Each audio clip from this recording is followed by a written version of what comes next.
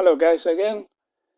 Now we are going to study for a little while the differences between the different types of vessels. In this case, we have two vessels, two big vessels, as you can see here in the middle. And we are going to try to compare the characteristics of arteries and veins. As you already very well know, arteries carry blood away from the heart, and veins carry blood into the heart. And the most important difference the most important consequence of this is that arteries carry blood at a high pressure and veins carry blood at a low pressure. Now, if you were if you were a surgeon and you opened through the skin of a person or an animal and you found an artery running together with a vein, you wouldn't make much of a difference between them. I mean, they're very, very similar in their external diameter. I want to show you the external diameter of this vessel is very similar to the external diameter of this one. Maybe not the shape, but the external total diameter is the same. But they make a very big difference in their internal diameter.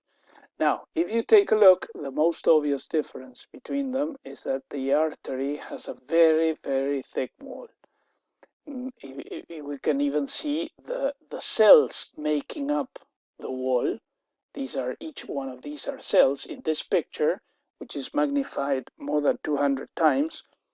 The blue spots here, this blue spot, are nuclei, the nuclei of cells. You can guess what these red circles are inside this vessel. Obviously red blood cells. Here, red blood cells. All these blue spots are nuclei as well.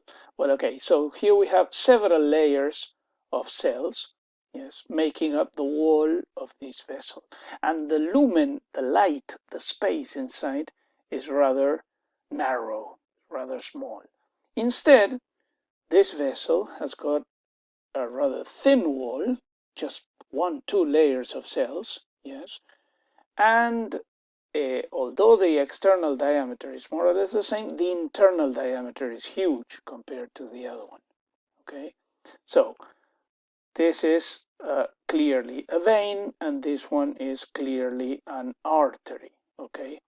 According to one of the videos you saw the other day, remember that both vessels have got the same 3 layers, only that the muscle layer here in arteries is much thicker, okay?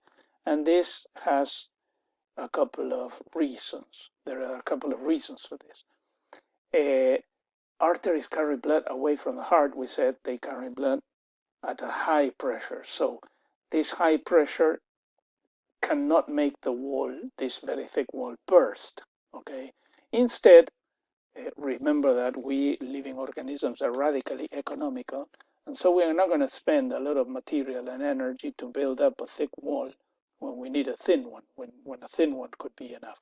On the other hand, the inside must be rather large so that the blood that is running through here, actually not running, it's dragging very slowly, it's moving very slowly at a low pressure.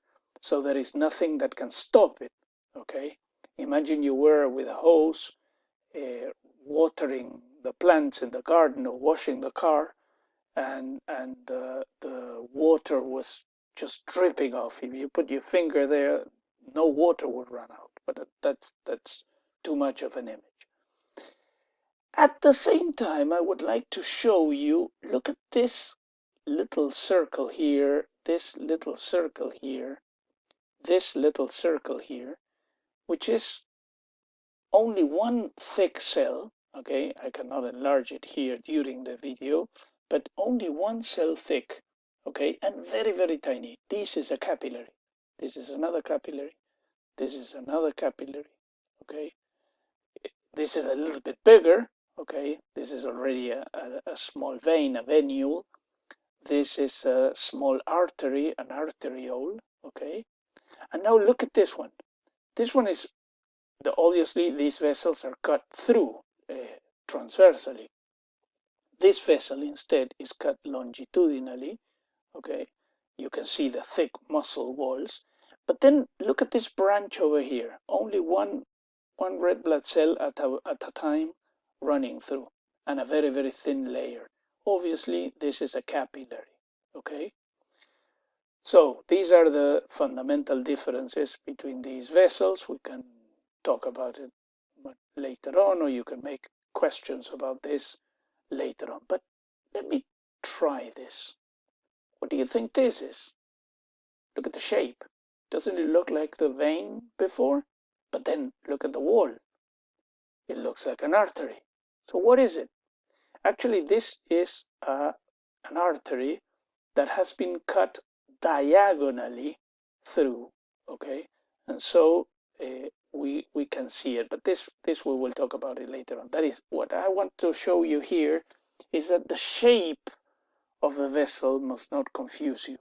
What makes the big difference is the wall. Going back to this picture then, remember, arteries. This is not a very, very big artery. This is not a huge artery, quite a small one. A vein, yes, and then the capillaries there. Okay. Goodbye, see you later.